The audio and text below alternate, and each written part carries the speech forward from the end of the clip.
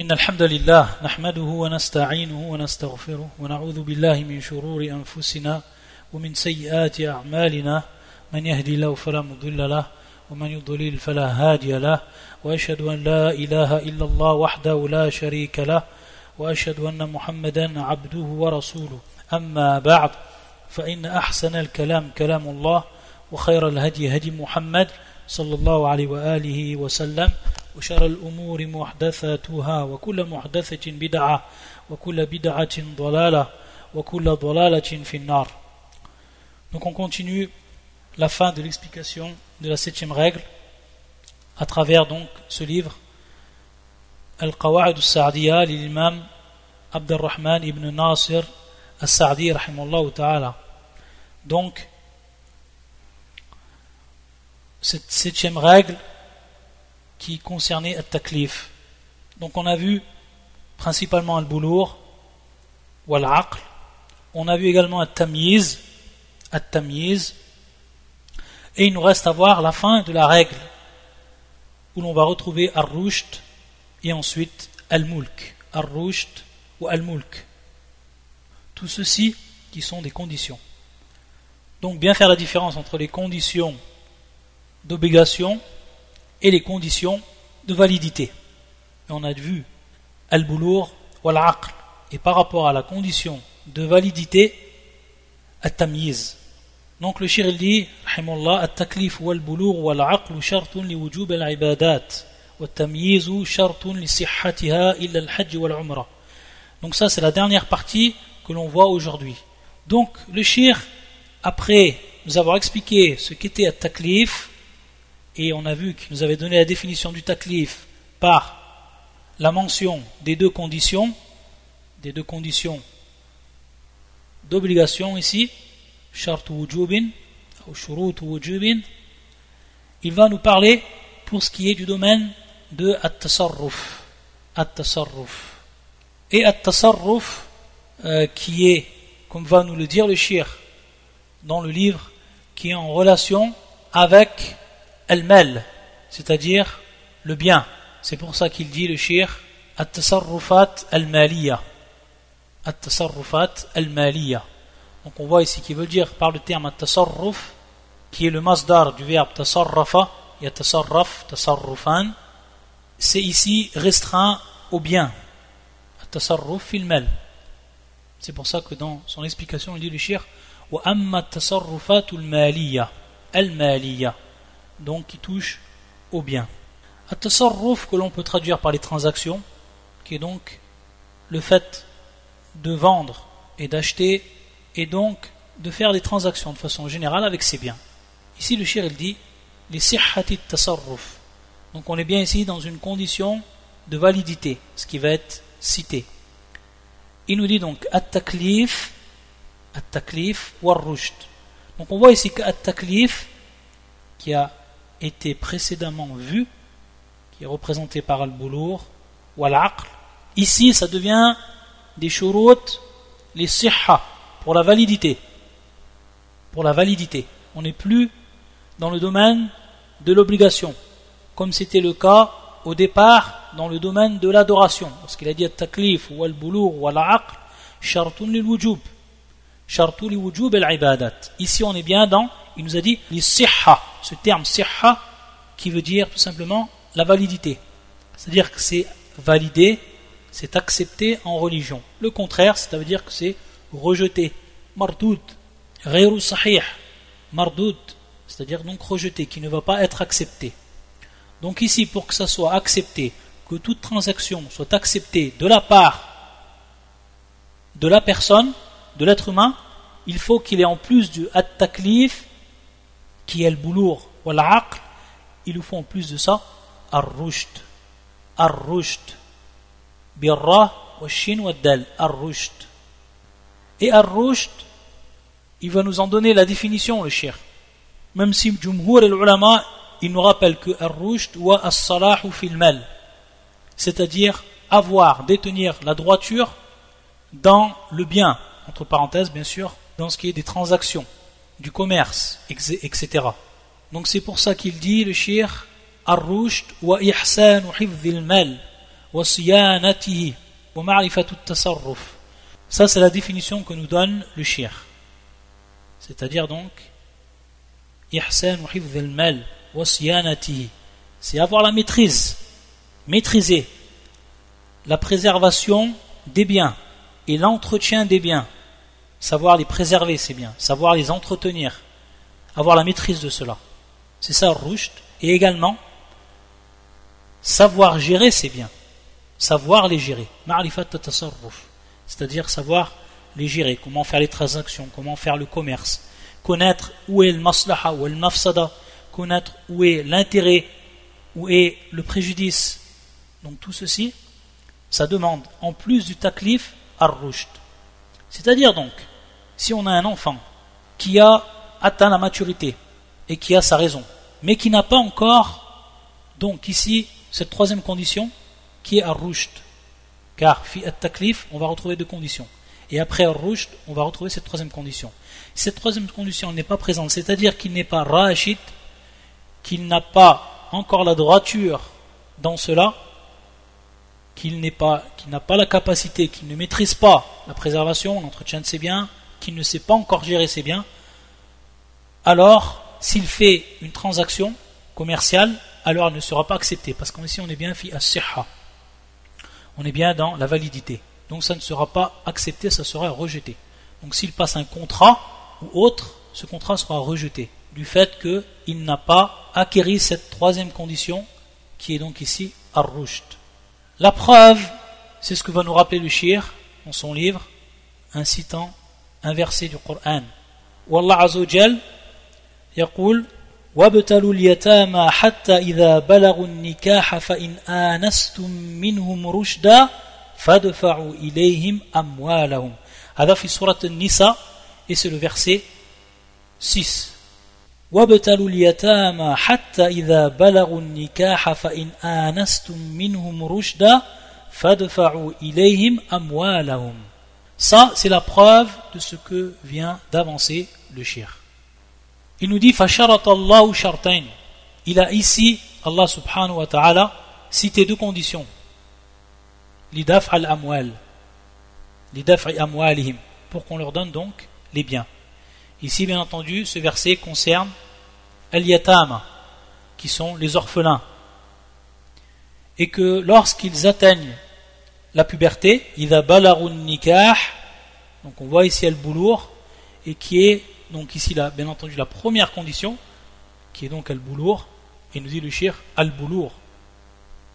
Et la deuxième condition, qui est donc ici ar-rushd, que l'on va retrouver dans cette parole d'Allah Azza wa Jal, فَإِنْ آنَسْتُمْ مِنْهُمْ رُشْدًا. Donc on voit le terme rushd qui est employé par le Coran. فَإِنْ آنَسْتُمْ مِنْهُمْ رُشْدًا فَادْفَعُوا إِلَيْهِمْ أَمْوَالَهُمْ. Donc, si vous ressentez en eux une bonne conduite, remettez-leur leurs biens. Donc le début du verset est éprouver la capacité des orphelins jusqu'à ce qu'ils atteignent l'aptitude au mariage.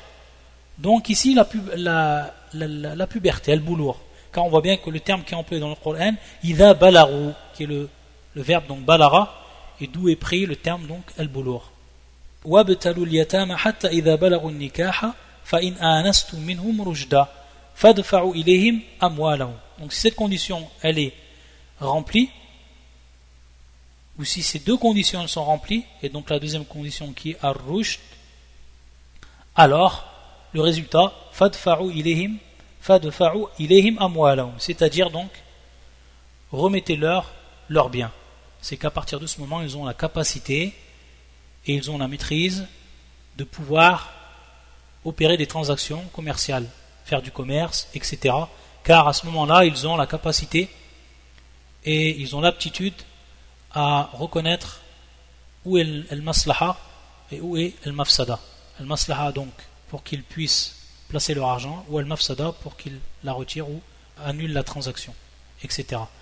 Donc on voit ici que dans ce verset également, il y a bien l'idée de test. Fa mujarrib, c'est-à-dire qu'on va tester l'enfant en lui donnant de l'argent et on va voir ce qu'il est capable de faire avec cet argent. Si à ce moment-là on voit qu'il a donc la capacité et qu'il est apte à toute transaction commerciale, alors à ce moment-là, on lui remet tout son argent, tout ce qui lui revient de droit. Ce que donc le tuteur de cet orphelin avait conservé pour lui, son propre argent, à cet orphelin. Donc ça, c'est une condition. La condition, donc, c'est ar-rushd, qui est la condition qui vient en plus de al-boulour. Bien entendu, al-aql, c'est évident, car le shir il a dit al-taklif, et bien entendu, si la personne ou si l'enfant était fou, bien entendu, ici c'est plus qu'évident qu'on ne lui remettrait pas son argent, car il n'aurait pas la raison. Donc on est bien ici dans le taklif, et le taklif c'est bien le boulour ou al-aql. Même si dans le verset, il est cité al-boulour et al-rushd uniquement, mais il est sous-entendu al-aql, car c'est une chose qui est plus qu'évidente, en revenant à tous les autres textes législatifs. Ici le shir est atlaqa, c'est-à-dire qu'il l'a dit de façon absolue. Mais il faut savoir que des savants, ils ont dit que lorsque fi at-tasarruf, il y a la présence d'un bien qui est pur, naf'un mahb, c'est-à-dire un bien qui va être pur, où il n'y a aucunement la présence de préjudice, un intérêt à 100%, ou un naf'un mahb. Est-ce qu'il l'accepte ou pas l'enfant, même s'il n'a pas encore atteint le boulour, ou est-ce qu'il n'a pas encore atteint ar-rushd? Ici, beaucoup de savants, ils disent qu'ils l'acceptent. À titre d'exemple, hadiya, si par exemple, on lui donne un cadeau, ou alors si on lui donne une sadaqa, une aumône, ou alors si on lui fait, relègue un bien, wasiya, ou alors on fait pour son bien à lui un waqf. On reviendra sur le terme waqf. Ici, vu que c'est un bien qui est pur, on l'accepte. Donc on voit ici que ça rend bien fi at-tasarruf, mais lorsqu'il y a un naf' al-mahd, donc l'intérêt pur, à ce moment-là, on ne regarde pas ces conditions-là. On ne regarde pas donc ces conditions-là, et si l'enfant l'accepte, alors il est accepté. Il est donc accepté. Donc ça, c'est une parenthèse que l'on fait, car c'est vrai que si on regarde la parole du shir et l'expression du shir, on ressent ici al-itlaq, c'est-à-dire cette condition de manière absolue dans tout ce qui touche à tasarruf. Et on voit donc dans ce qu'on vient de citer à tasarruf, alladhi fi naf'un mahd, où il y a un intérêt pur, alors on accepte. Sinon, ça voudrait dire que si l'enfant, on lui donnerait un bien, un cadeau, etc., et s'il l'accepterait, alors ça serait refusé, c'est-à-dire que ça ne serait pas valide l'acceptation de ce cadeau, etc. Donc ici, c'est une parenthèse que l'on fait par rapport à ce qu'a dit le shir, de manière ici absolue, mutlaqan. Ensuite, et ça c'est la dernière partie de la règle, de la 7e règle que le shir nous cite, وَلِصِحَّةِ التَّبَرُّعِ التَّكْلِيفُ وَالرُّشْدُ وَالْمُلْكِ. Donc maintenant on est dans ce qu'on appelle at-tabarru'. At-tabarru' qui vient du verbe tabarra'a, yatabarra' tabarru'an.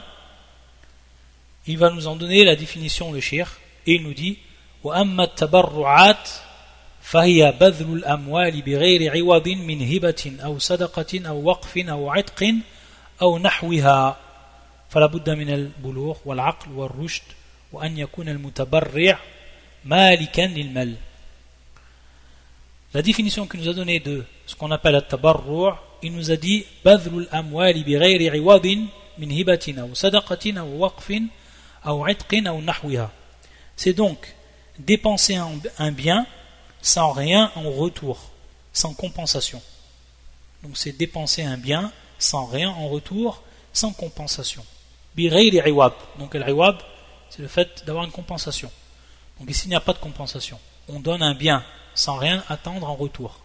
Ça rentre dans at-tabarru'. Min hibatin ou sadaqatin ou waqfin ou atqin. Que ce soit donc un présent, que ce soit une aumône que l'on donne, un waqf. Waqf, ce terme, on nous a déjà posé la question, sachant que j'avais déjà donné la définition, il me semble, dans un des cours.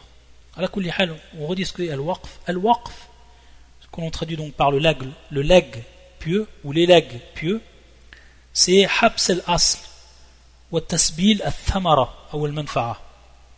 Habs al-asl, c'est-à-dire donc bloquer, retenir ce dont on va tirer profit. Par exemple, le waqf d'une maison, ou alors d'un appartement, ou alors d'un immeuble. L'immeuble en lui-même, c'est ce qu'on appelle al-asl, tayyib. Mais cet immeuble-là, lorsqu'on va le louer, on va en tirer donc un bien. Donc la location va porter un fruit, tayyib. Et ce fruit-là, qu'on va en tirer de ce asl, on va le donner fisabilillah, c'est-à-dire on va le donner en bien. Donc, si on donne à cet enfant, ou parfois si on donne à une personne, ou alors à une association, ou alors à des orphelins, etc., on leur donne donc le bien de ce waqf. C'est ce qu'on appelle donc al-waqf.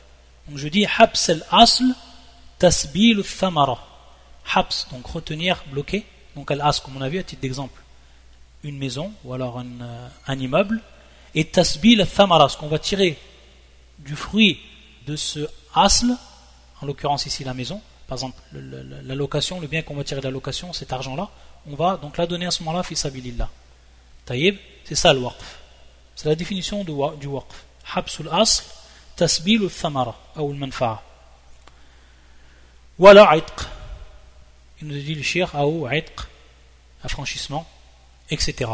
Si bien entendu il est en possession d'un esclave qu'il a eu en héritage ou autre, alors à ce moment-là il l'affranchit, et donc tout ce qui va rentrer dans at-tabarru'at, il faut donc ici une troisième condition, c'est al-mulk.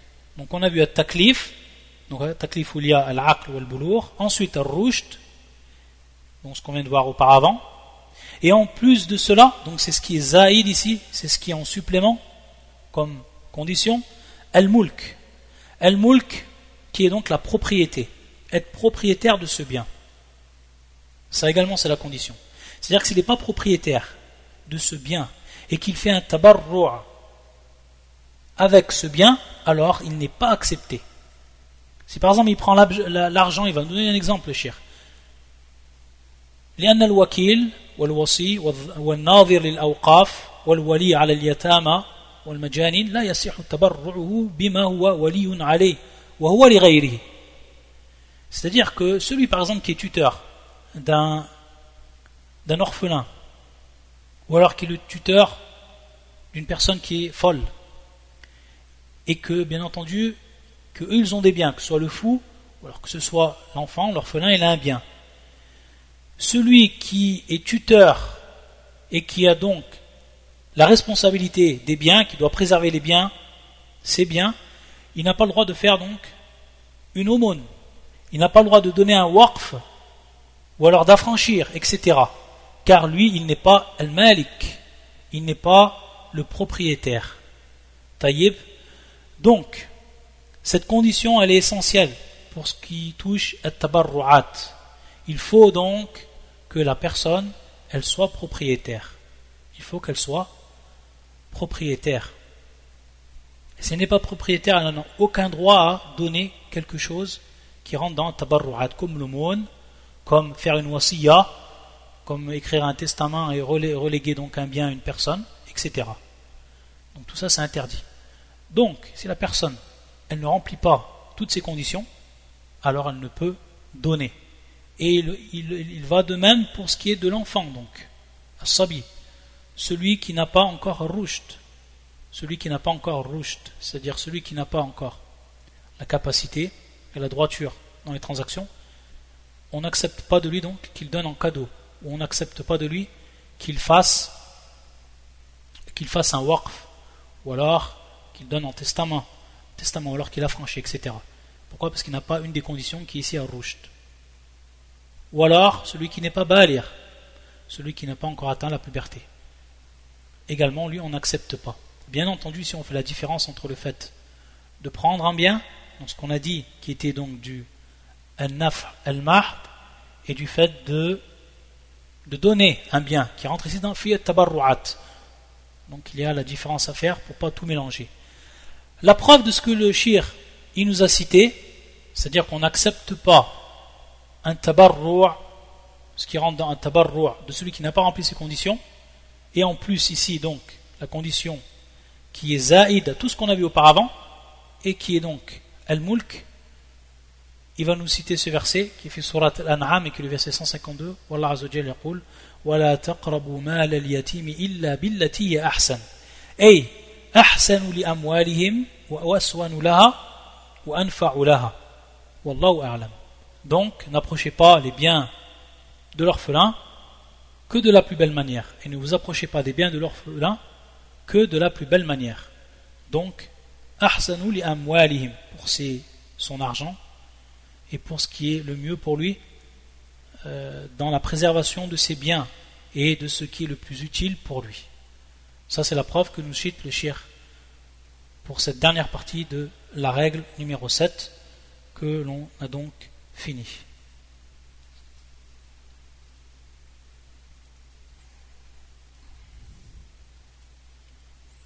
Sans plus tarder, on rentre dans la 8e règle, et qui est une règle très très importante, subhanallah, très importante, très très importante.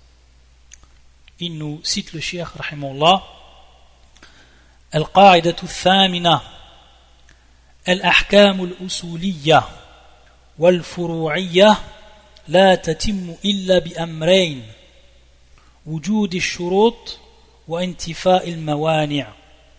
الأحكام الأصولية والفروعية لا تتم إلا بأمرين وجود الشروط وانتفاء الموانع. هذه قاعدة عظيمة. Ça c'est une grande règle, très grande règle. C'est une règle qu'on a vue où ça? Une règle dont on a parlé, c'est-à-dire qu'on a appliqué dans des cours qu'on a fait. Qui c'est qui s'en rappelle? Dans quel cours? Lorsqu'on a parlé des règles du takfir. Lorsqu'on a parlé du règle du takfir. Et si seulement les gens qui sont rentrés dans le takfir, ils avaient réellement compris cette règle, ils l'avaient appliquée, alors certainement ils ne se seraient pas égarés fibab takfir, dans ce qui est de la question du takfir. S'ils auraient vraiment compris cette règle-là, s'ils l'avaient appliquée comme elle se doit, alors certainement qu'ils ne se seraient pas égarés dans ce qu'on appelle le takfir. Et également les différentes sectes comme al-Khawarij, al-Mu'tazila, al-Murji'a et d'autres encore, eux aussi s'ils avaient appliqué cette règle et ils l'avaient compris, mis en pratique, ils ne seraient pas égarés. Ayadan billah. Al-Ahkam al-Usuliyya wal-Furu'iyya. Donc al-Ahkam qui est le pluriel de hukm, qu'on ne traduit plus, tellement qu'on l'a répété. Al-Usuliyya, donc bien entendu ici c'est en tant qu'adjectif rattaché à l'ahkam. Donc l'ahkam lorsque c'est pluriel, bien entendu ça, l'adjectif qui va suivre, il va être donc au féminin. C'est pour ça donc on dit al-usuliyatu wal-furu'iyya. Al-usuliyya en rapport avec al-usul, en rapport avec al-usul. Al-usul qui est le pluriel de asl. Asl, un terme qu'on n'a même plus à traduire. Wal-furu'iyya, al-furu'iyya qui vient du terme al-furu' et qui est le pluriel de fara'. Far', également un terme qu'on a vu maintes fois et qui veut dire donc la branche, qui vient donc en opposition à al-asl. Al-asl qui est l'origine, qui est la base, et donc al-far' qui est la branche, qui est donc la branche. Donc ici on va s'apercevoir qu'il y a deux sortes de lois. Il y a celles qui sont dites de base, fondamentales, et celles qui sont dites donc secondaires, ou alors qui touchent les branches. Ici une question qui pourrait se poser, c'est qu'on va voir que dans les paroles de grands savants d'islam, comme Cheikh al-Islam ibn Taymiyyah rahmatullah alayh, yunkirun hadha taqsim, c'est-à-dire donc qu'ils renient ces catégories, le fait de dire qu'il y a des règles qui touchent aux bases et des règles qui touchent aux branches. Et ça donc ça peut être un ishkal pour beaucoup de gens lorsqu'ils vont lire par exemple des paroles de Cheikh al-Islam ibn Taymiyyah, titre d'exemple. Mais il faut savoir, et pour bien comprendre le contexte où le cheikh ankara al-taqsim, c'est-à-dire donc qu'il a renié cette subdivision, c'est lorsqu'il a parlé de al-Mu'tazila et ce dont eux ils ont voulu par ce taqsim, lorsqu'ils ont dit qu'il y avait des règles ou des lois qui sont dites ou qui touchent les bases et d'autres qui touchent les branches. Il a voulu par ce reniement, il a voulu un radd, réfuter ce qu'avait établi al-Mu'tazila. Al-Mu'tazila, qu'est-ce qu'ils disent? Ils disent qu'il y a deux types donc de règles ou de lois, une qui touche aux bases, une qui touche aux branches. Ce qui touche aux bases, celui qui renie une de ces lois-là, il devient kafir. Et tout ce qui touche aux branches, celui qui le renie ne devient pas kafir, ne sort pas de l'islam. Ça c'est un taqsim et un tafriq que eux ils ont fait, al-Mu'tazila. Et c'est dans ce sens que Cheikh al-Islam ibn Taymiyyah dans ses livres, il fait un radd. Il réfute ce taqsim lorsqu'il est compris de cette manière-là. Mais ce n'est pas une réfutation de cette subdivision de manière générale, ou on va dire absolue. Elle est bel et bien existante. Et tous les savants l'ont prise en compte. Mais ce qu'ont voulu à partir de là, al-Mu'tazila, c'est faux. Aradu batilan. Ils ont voulu donc ce qui était faux, qui était contraire à la religion. On va donner un peu plus de détails pour qu'on comprenne. Ils ont dit que ce qui faisait partie de al-usul, c'était al-ashya al-ilmiya, tout ce qui touchait donc ce qui était théorique ou plutôt scientifique. Car le terme théorique, c'est pas un terme qui est vraiment adapté à 100% lorsqu'on parle de al-umur al-ilmiya. Car on sait qu'une théorie, lorsqu'on parle du terme, ou qu'on traduit par théorie souvent, parce qu'on dit théorie et à son opposé pratique. Mais il faut savoir que théorie, ce terme, surtout dans la langue française, il veut dire des moments une théorie, quelque chose qui va être avancé et qui ensuite, par la pratique, qui va être concrétisé par la pratique ou qui va être rendu véridique par la pratique, que l'on va donc attester ensuite par la pratique. Bien entendu, si lorsqu'on dit théorie, c'est pas du tout dans ce sens-là, c'est-à-dire tout simplement en opposition avec ce qui est pratique. Donc on pourrait traduire donc scientifique. Donc eux ils disent il y a l'usul fil ashya al-ilmiya, donc ce qui touche la science, tout ce qui est scientifique, donc théorique, comme on l'a expliqué. Wal furu' al-ashya al-ilmiya, et donc les branches, ce qui touche la pratique, comme par exemple la prière, comme par exemple az-zaka. Et lorsqu'ils ont dit, pour ce qui était de al-usul, que il rentrait dedans tout ce qui était scientifique, théorique, ils veulent par là donc al-i'tiqadiyya, al-ilmiya al-i'tiqadiyya, ce qui touche donc al-i'tiqad, ce qui touche donc la croyance, qui touche donc les règles du tawhid, les règles ou la croyance, les lois du tawhid, la croyance que l'on doit avoir au nom d'Allah et aux attributs, etc. Eux, c'est ce qu'ils ont voulu par ce taqsim. Et donc ils ont dit, ceux qui vont renier tout ce qui touche de la théorie ou de la science, donc, comme on l'a compris, de la croyance, la personne, elle devient, s'il le renie, elle devient donc kafir. Et tout ce qui touche la pratique, donc lorsqu'ils ont voulu parler al-furu', ils ont voulu la pratique comme les prières, il ne devient pas kafir. Et on va voir que c'est batil, hada taqsim batil. Pourquoi? Parce que tout simplement, celui qui va renier une chose qu'eux ils ont fait rentrer fil furu', comme le fait de renier la prière, renier qu'elle est obligatoire, renier également la zaka, etc. Celui qui va renier cela, donc il sort de l'islam, alors qu'on est bien fil furu'. Donc on voit déjà que leurs règles, à partir de là, elles ne correspondent pas du tout à ce que l'on a réellement dans la religion, de ce qui se trouve réellement dans la religion. Et on va voir fil umur al-ilmiya qu'il se peut qu'il y ait certains points qui rentrent, eux, en réalité dans al-furu' et qui sont bien dans le domaine de la théorie, c'est-à-dire en dehors de la pratique. En dehors de la pratique. Et où celui, ou la personne donc qui va renier, n'est pas considéré comme kafir, n'est pas considéré comme un kafir. Contrairement à eux, ce qu'ils ont dit. Ils ont dit automatiquement celui qui va renier un de ces points, ça va être un kafir. On va donner un exemple pour que ce soit beaucoup plus clair. Si on prend la question de Ru'yatun Nabi sallallahu alayhi wa sallam li Rabbihi laylat al-Isra wal Mi'raj, lorsque Allah Azza wa Jalla, il a vu son Seigneur lors donc la nuit de Al-Isra ou Al-Mi'raj. Est-ce que ça rentre fi bab al-ilm ou fi bab al-amal? Donc al-ilmiya ou al-amaliya? Bien entendu, ça c'est fi al-ilmiya. C'est bien entendu fi al-ilmiya. À partir de là, on va dire que certains sahaba, ils ont divergé par rapport à cette question. Est-ce que le prophète, il a vu Allah subhanahu wa ta'ala lorsqu'il est monté aux cieux, au 7e cieux, donc durant l'Isra ou le Mi'raj, ou est-ce qu'il n'a pas vu son Seigneur? Et on va voir donc ici qu'il y a une divergence. Certains, ils ont dit qu'il avait vu son Seigneur, et d'autres, ils ont dit qu'il n'avait pas vu son Seigneur. Et ici, en réalité, on est bien dans ce qui va rentrer fil furu'a, c'est-à-dire fil fara'. Pourquoi cela?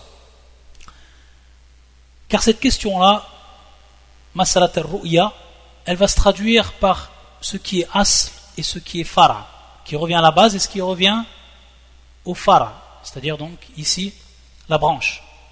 Al-asl wa ithbat ru'yat al-mu'min li rabbih. Al-asl donc ici, c'est que on atteste que le croyant, et donc bien entendu le prophète sallam parmi eux, il verra ou il a vu son Seigneur. C'est-à-dire que la nanfi ar-ru'ya, c'est-à-dire qu'on ne va jamais renier la vision d'Allah Azza wa Jal. Et là on voit qu'il y a eu l'irtilaf avec les gens de al-bid'a. Les gens de l'innovation, eux ils ont renié cela. Les gens de l'innovation, eux ils ont renié cela. Ils ont renié donc ce asl. Donc on est bien ici fil asl.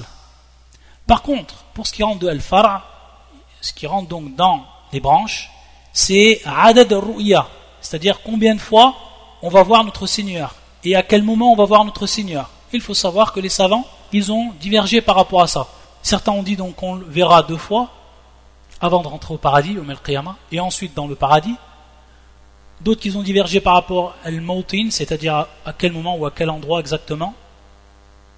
Et dans cette question-là, il revient également à ce que on voit notre Seigneur dans cette vie d'ici-bas, c'est-à-dire ce que le prophète sallam il a vu Allah Azza wa Jal dans la vie d'ici-bas lorsqu'il est monté au 7e ciel, l'Isra ou le Mi'raj. Donc on voit bien sous cet aspect-là, ça rentre fil fara' ma'a annahu masalatun ilmi, c'est-à-dire ça rentre pas fil amal, ça rentre pas donc dans l'acte en lui-même, mais ça rentre donc dans ce qui est scientifique et ilmi.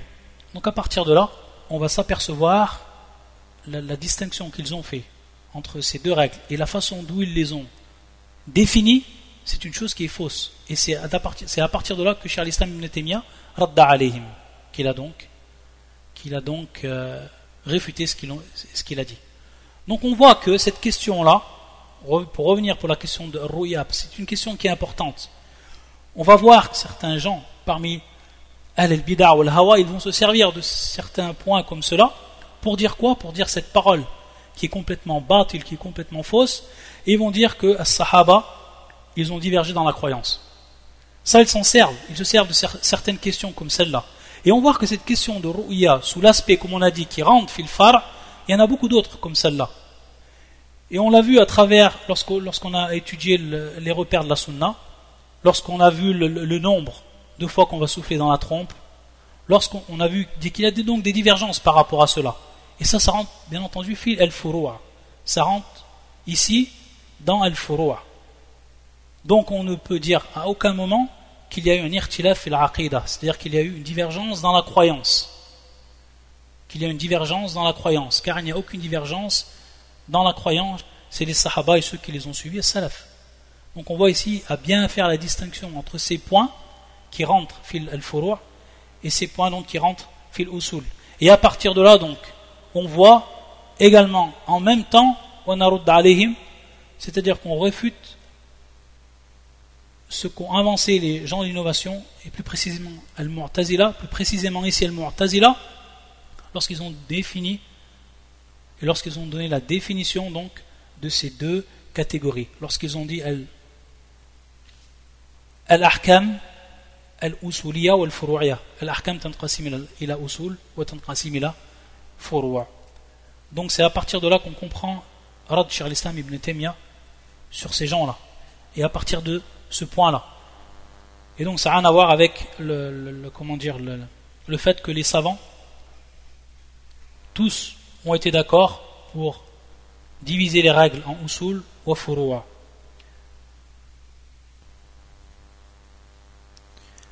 Et lorsqu'on a dit que c'est une règle qui était très importante et que cela touchait également al-takfir, on va voir donc à travers ce que va nous expliquer le shir.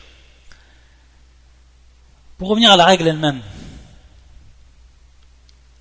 et pour en donner l'explication globale, al-ahkam al-usuliyyah wal-furu'iyyah la tatimmu illa bi amrayn wujud ash-shurut wa intifa al-mawani'. C'est-à-dire que toutes ces règles-là qui rentrent dans al-usul wal-furu', elles vont être et elles ne seront acceptées qu'en présence de deux points essentiels. Le premier, wujud ash-shurut. Le deuxième, intifa'ul mawani'. Des termes qu'on avait déjà expliqués pour ceux qui ont suivi avec nous les cours sur les règles du takfir. Ash-shurut, c'est le pluriel de shart, tout le monde sait ce que c'est. Wal mawani', c'est le pluriel de mani'. Mani', c'est ce qui empêche, qui vient donc du terme mana'a, yamna', man'an. Donc ici, al-mani', son pluriel donc al-mawani', c'est ce qui va empêcher. Tayyib. Donc il nous faut ici deux points. Le premier point, c'est la présence des conditions. La présence des conditions, wujud ash-shurut. Et la deuxième, intifa al-mawani', c'est donc l'absence de tout ce qui va empêcher l'application de cette règle-là. Donc on voit bien que al-mani', alladhi yamna', c'est ce qui va empêcher. C'est ce qui va empêcher, ce qui va entraver, ce qui va barrer la possibilité d'application de la loi. C'est ce qu'on veut dire par le terme intifa al-mawani'.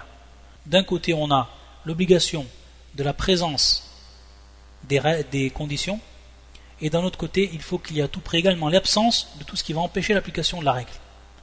Si ces deux choses elles sont réunies, alors à ce moment-là, la règle elle est appliquée. La loi elle est appliquée. Qu'elle rentre dans l'usul ou qu'elle rentre fil furu', qu'elle soit du domaine des bases ou qu'elle soit du domaine des branches.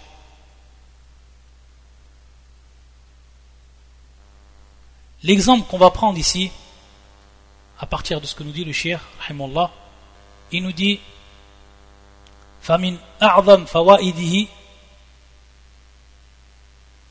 ce qui est le plus important donc dans la compréhension de cette règle, est-ce qu'on va en tirer le plus profit, كثير من النصوص الوعد بالجنة وتحريم النار على أعمال لا تكفي وحدها بمجردها، وكثير من النصوص الوعيد التي رتب عليها دخول النار أو تحريم دخول الجنة أو حرمان بعض أجناس نعيمها، فلا بد في هذه النصوص من اجتماع شروطها ومن انتفاء موانعها، وبهذا يحصل الجواب عن كثير من الإرادات والإشكالات على النصوص الوعد والوعيد وهي كثيرة جدا. Donc le cheikh il va nous citer ici un domaine qui est très important de l'application de cette règle et qui est le wa'd wal wa'id. Le wa'd wal wa'id. Bien entendu, le wa'd, c'est tout ce qui rentre donc dans la promesse qui va être faite aux croyants lorsqu'ils font des bonnes actions. La promesse du paradis et des délices du paradis.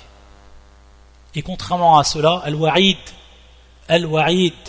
qui est lui le châtiment, la menace du châtiment, al-wa'id, et qui est bien entendu les sanctions que vont encourir tous ceux qui vont faire des actes qui sont contraires à la religion. On est bien donc dans le wa'd ou le wa'id. Et c'est là donc qu'on a vu que beaucoup de sectes se sont égarées, comme al-Khawarij, al-Mu'tazila, al-Murji'a, al-Jahmiya, beaucoup, ayadan billah, fi hadha al-bab. Donc on voit l'importance de cette règle-là, car le cheikh nous dit, c'est ce qu'on va, là où on va le plus profiter de l'application de cette règle, c'est dans ce domaine-là, le domaine du wa'd ou al-wa'id. À titre d'exemple, si une personne fait un acte et qu'il rentre fi ayat al-wa'id, une personne qui va faire un acte et qui va rentrer de par cet acte sous donc la sanction encourue, et qui est dukhul an-nar, le fait de rentrer dans le feu. Ici, il a rempli une condition qui va le faire entrer dans le feu, c'est l'accomplissement de cet acte-là, où il y avait donc un wa'id. Ça, c'est une condition. Taïb. Mais, on a ici wujud al-shurut. Elles sont présentes, les conditions. Mais l'interdiction, ou plutôt l'absence de tout ce qui va empêcher l'application de cette loi-là, c'est-à-dire le fait qu'il rentre dans le feu, cette condition n'est pas requise. Ou arfan, cette condition n'est pas présente. Au lieu de dire condition est présente, ça risque de vous donner des ambiguïtés, de vous mélanger. Donc on va reprendre avec un terme plus précis à la deuxième condition, ou plutôt à la deuxième partie, le deuxième point.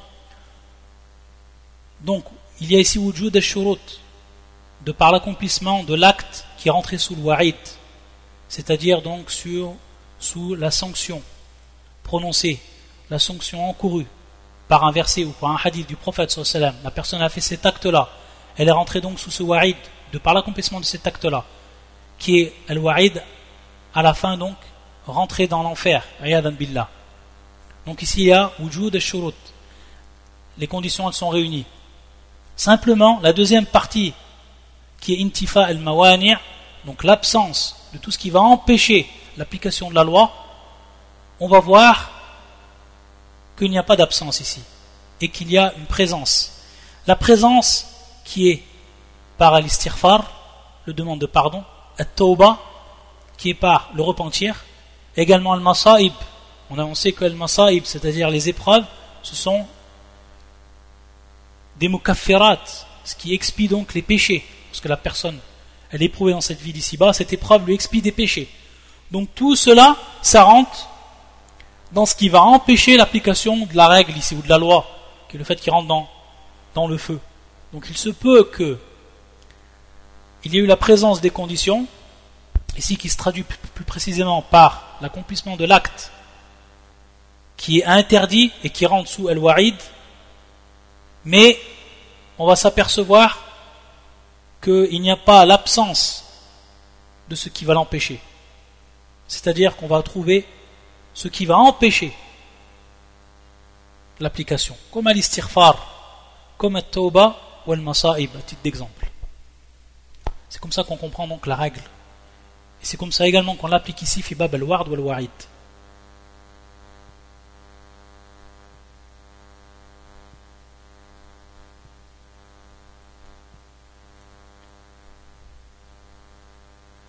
De même, il se peut que la personne elle fasse un acte qui rentre taht al-wa'd, la promesse du paradis. Donc, wujud al-shurut ici, la présence des conditions. Cette condition ici qui est l'accomplissement de l'acte qui rentre sous le wa'd, qui va le faire entrer au paradis. Mais il faut également la deuxième partie, cette deuxième partie qui est requise pour l'application de la loi, qui est intifa al-mawani', qui est l'absence de tout empêchement. Et il se peut ici que la personne, en contrepartie, elle a fait des choses qui vont lui interdire le paradis, de par sa croyance ou autre. Taïb. Donc on voit l'importance ici de l'application de cette règle. Et comme nous dit le shir, lorsqu'on la comprend, ça efface beaucoup d'ambiguïté et des questions qu'on pourrait se poser à ce sujet. Lorsqu'on lit dans le Coran ou dans la Sunna tout ce qui est en relation avec Al-Wa'id ou alors avec Al-Wa'd. Et c'est pour ça qu'ensuite il va dire فإذا قال قائل قد رتب الشارع دخول الجنة على بعض الأقوال أو بعض الأعمال فهل تكفي وحدها في ذلك. C'est-à-dire que le législateur, Allah subhanahu wa ta'ala, il a, à la suite de certaines paroles, c'est-à-dire lorsque la personne elle applique, qu'elle dit certaines paroles, ou alors qu'elle exécute certains certains actes, Allah subhanahu wa ta'ala, à la suite de l'accomplissement de ces actes, ou alors de la citation de ces paroles, rattaba alayha al-jannah, c'est-à-dire qu'il a donné en récompense de ces choses-là al-jannah. Donc la question, est-ce que cela va suffire uniquement pour entrer dans le paradis? C'est-à-dire on a un nas, un texte qui nous dit que celui qui fait cela il rentre dans le paradis. Est-ce que ça suffit uniquement d'avoir fait cet acte-là qui est présent dans le hadith ou dans le verset du Coran pour entrer dans le paradis? Ça c'est la question.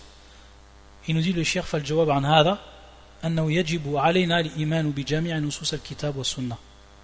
فلا بد أن يقترن بهذا القول وبهذا العمل الذي رتب عليه دخول الجنة الإيمان والأعمال الآخر التي شرطها الشارع ولا بد مع ذلك أن ينتفي المانع من الردة ومبتلات الأعمال. Donc on voit bien ici que le cheikh nous dit qu'en réalité ça suffit pas d'avoir fait cet acte-là où il y avait en récompense de rentrer dans le paradis, la rentrée au paradis. Mais il dit il faut qu'il y a en plus de cela al-iman, c'est-à-dire la foi et donc la croyance authentique, et également les autres actes qu'Allah Azza wa Jal a posés comme condition pour pouvoir entrer dans le paradis. Et également il faut donc qu'il y ait l'absence de tout ce qui va interdire l'entrée ou de tout ce qui va interdire l'application de la loi, ici qui est le fait de rentrer au paradis. Et il nous a dit à titre d'exemple al-ridda. Il se peut donc que la personne, même si elle a fait cet acte-là qui le fait rentrer au paradis, elle est sortie de l'islam par autre chose, al-ridda. Ou alors elle a fait des choses qui vont lui annuler son acte, mubtilat al-a'mal, comme par exemple al-riya, etc. Donc on voit que tout ça, c'est important à comprendre, et que tout cela rentre sous cette règle-là. Et qu'on comprend ensuite tous les textes qui sont en relation avec al-wa'id ou al-wa'ad. De même, il nous dit le cheikh, وَكَذَلِكَ إِذَا قَالَ الْقَائِلُ وكذلك إذا قال القائل قد رتب الله في كتابه دخول النار والخلود فيها على قتل عمدا. C'est-à-dire que dans le Coran, Allah subhanahu wa ta'ala, il a désigné celui qui va tuer donc un croyant, muta'ammidan, c'est-à-dire donc exprès, délibérément, bil khulud fin nar, qu'il se restera dans le feu éternellement. Donc ici on a compris cette règle-là, on va comprendre et on va savoir comment interpréter ce verset du Coran. Il nous dit fal-jawab an yuqal hadha min mujibat ad-dukhul wal-khulud walakin lidhalika mani', c'est-à-dire c'est ce qui va impliquer l'entrée, donc le fait d'avoir tué un croyant délibérément, c'est ce qui implique l'entrée et l'éternité dans le feu, ayadan billah. Walakin lidhalika mani', c'est-à-dire qu'on est bien fait ici wujud ash-shurut. Mais est-ce qu'il y a un mani' ou pas? Est-ce qu'il y a un mani' ou pas? Est-ce qu'il y a une chose qui va empêcher cela ou pas? Il va nous dire wal imanu fa innahu tawatarat an-nusus wa ajma'a as-salaf anna man kana ma'ahu imanun wa tawhidun sahihun la yakhlad fi an-nar ou la yukhallad fi an-nar.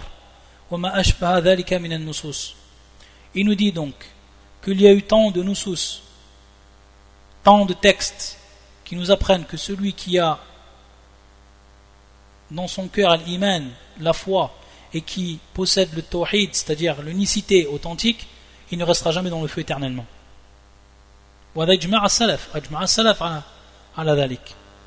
Donc ici on a vu qu'il y a un mania de l'application de ce texte-là, ou alors de cette loi-là, et qui donc la présence de iman ou tawhid.